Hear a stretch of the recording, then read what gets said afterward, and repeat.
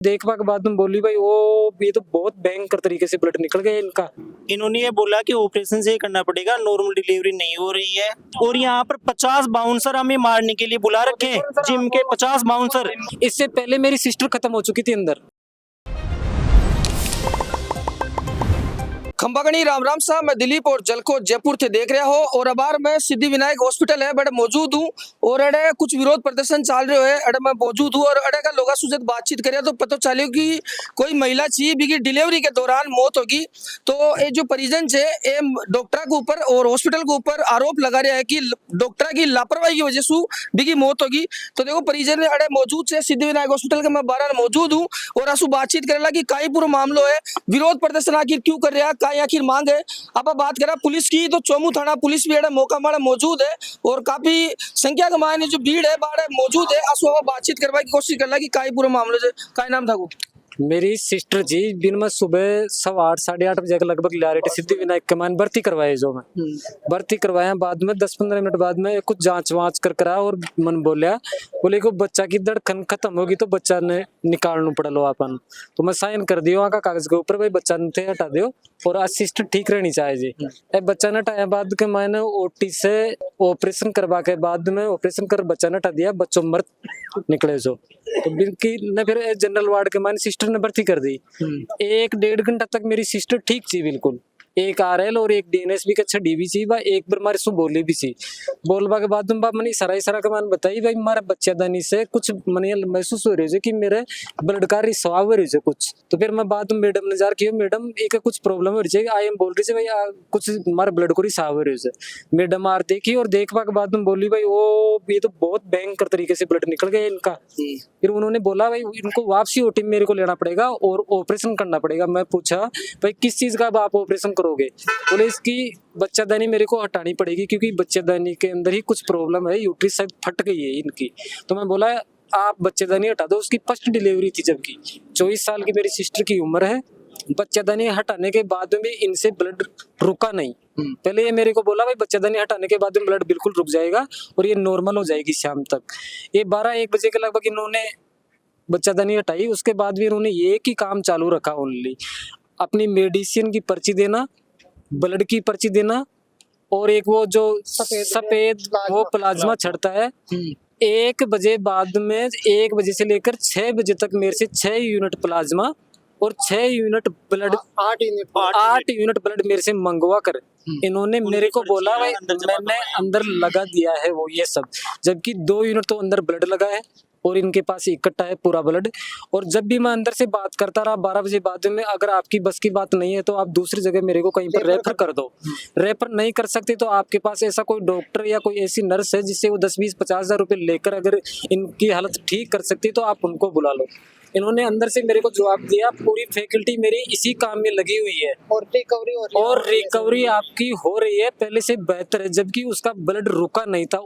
यूट्रिस निकालने के बाद में भी उसका रिसाव था, वो रुका नहीं था। लेकिन ये हर बार मेरे को यही जवाब देते रहे भाई अब कुछ पहले से बेहतर है, कुछ पहले से बेहतर है, गुमराह भी करते रहे, गुमराह करते रहे। ब्लड रुक गई। अभी फिर मेरी जो बड़ी वाली सिस्टर है वो बीएससी नर्सिंग है, वो अंदर जाकर जब आई तो उन्होंने मेरे को बाहर आकर बताया भाई साहब इसकी यूट्रिस निकालने के बाद में भी इसका जो ब्लड रिसाव था वो रुका नहीं है।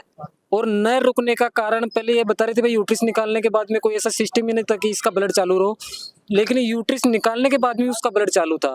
फिर उन्होंने जब ये खत्म हुई उसके 10 मिनट पहले मैं अंदर आईसीयू में गया था।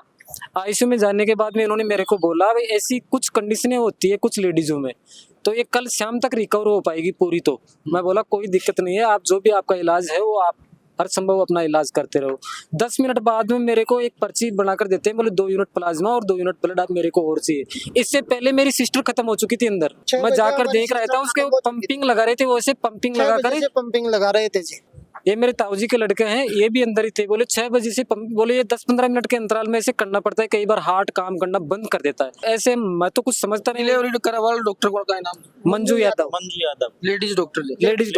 तो डिलीवरी ऑपरेशन से हुई थी नॉर्मल हुई? पहले डिलीवरी ऑपरेशन से ही हुई थी और फिर जो बच्चेदानी निकाली वो भी ऑपरेशन से ही निकाली। फिर इन्होंने ये बोला कि ऑपरेशन से ही करना पड़ेगा, नॉर्मल डिलीवरी नहीं हो रही है। तो हमने बोला भाई चलो नॉर्मल नहीं हो रही तो आप ऑपरेशन से कर दो। ऑपरेशन करने के बाद हमारी जो बहन जी थी तो वो तो खत्म निकली थी। उसके बाद में इनकी हमेशा बस यही बोलते रहे बिल्कुल ठीक है कोई दिक्कत नहीं है। हमने बेहोशी का इंजेक्शन दे रखा है हमने, और मिलने भी नहीं दिया। आप बोल रहे थे? अब 12 बजे से जब से आईसीयू में लिया है, जब से 12 बजे से आईसीयू में लिया है, मिलने भी नहीं लिया, दर्शन भी नहीं है। वो अंदर हमारे को किसी को जाने भी नहीं दिया, अंदर नहीं जाने Only दिया। इनका यही काम था, ये नाम बोलते थे शायर चौधरी, वो पर्ची देने का काम था इनका। पर्ची देते, पर्ची देते 10,000 15,000 25,000 रुपए, अभी खत्म होने से 14,000 रुपए की, अभी जब खत्म हो गई ना उसके बाद भी 14,000 रुपए की मेडिसिन अंदर दे के आए हैं। उसके बाद भी 4 यूनिट ब्लड इनको अंदर दे के आए, खत्म होने के बाद भी। आपका मांग जताई? मांग कुछ नहीं है भाई, हमारे साथ जो हुआ वो दूसरे के साथ नहीं हो। डॉक्टरों के ऊपर कार्रवाई तो हो ना भाई। कार्रवाई चाहो तो इनकी जो फर्जी डिग्रियां है कुछ भी है तो उनके ऊपर तो कोई कार्रवाई हो। आज हमारी बहन मरी है, कल दूसरे की तो नहीं मरे। दूसरी चीज तो इसकी बिल्कुल निष्पक्ष इसकी जांच होनी चाहिए। 12 बजे से ये कहीं रेफर भी कर सकते थे, इन्होंने रेफर भी नहीं किया। खान किया लगा से कि डिग्री फर्जी है डॉक्टर की। यहाँ पर इनका स्टाफ ही बोल रहा है कि ये किसी कोई एसपी या कोई डीएसपी है तो उसकी कोई मैसेज है, और ये 6 केस तो हमारे सामने हो चुके हैं इससे।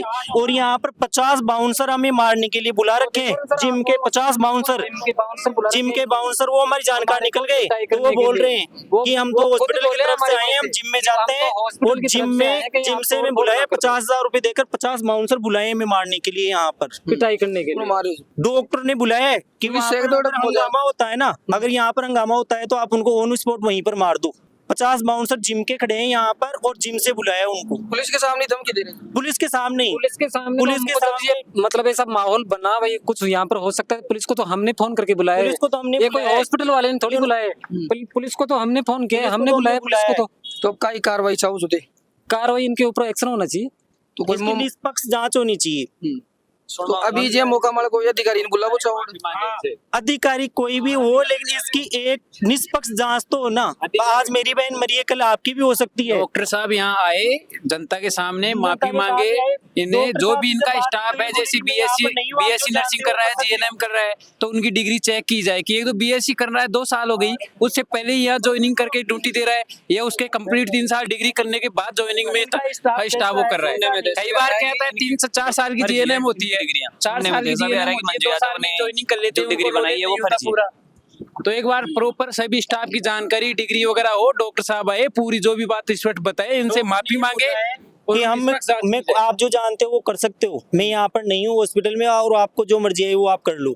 ये बोल रहे हाँ ऐसे बोल रहे हैं, धमकाया है उन्होंने फोन पे, और फिर प्रशासन को कॉल किया है कि यहाँ पर भीड़ इकट्ठी मत होने देना। तो हमारे जितने भी आदमी थे उन सबको यहाँ से पुलिस वालों ने धमका करके सबको भगा दिया, इनको पीसीआर में बिठाओ, अगर कोई भी खड़ा होता है तो, अगर कोई भी खड़ा होता है तो उसको यहाँ से आप भगा दो या पीसीआर में डालो। डॉक्टर से अपनी जगह सही होता तो 5-6 घंटे हुए इस केस को, एक बार भी सामने आया क्या, रूबरू हुआ क्या, जनता को बताना चाहिए था ना कि अपनी जगह वो सही है। इनको संतुष्ट पूर्वक जवाब देना चाहिए था जनता को कि चलो हमारी जो भी गलती है, किसकी गलती नहीं, वो अपनी जगह सही है। इनसे एक बार भी बात नहीं हुई, एक बार भी कोई भी स्टाफ बाहर नहीं आया, किसी ने आज तक कोई बात नहीं बताई इनको अभी तक। बिल्कुल बिल्कुल। तो लोगों के बारे काफी आक्रोश है, और डॉक्टर साहब ने 12 आपसू बुलावा की और बासु बातचीत करवा की मांग करे। बार के लिए मैं दिलीप कुमार, कैमरामैन गौतम के साथ में, जयपुर राजस्थान। राम राम सा खंबागणी।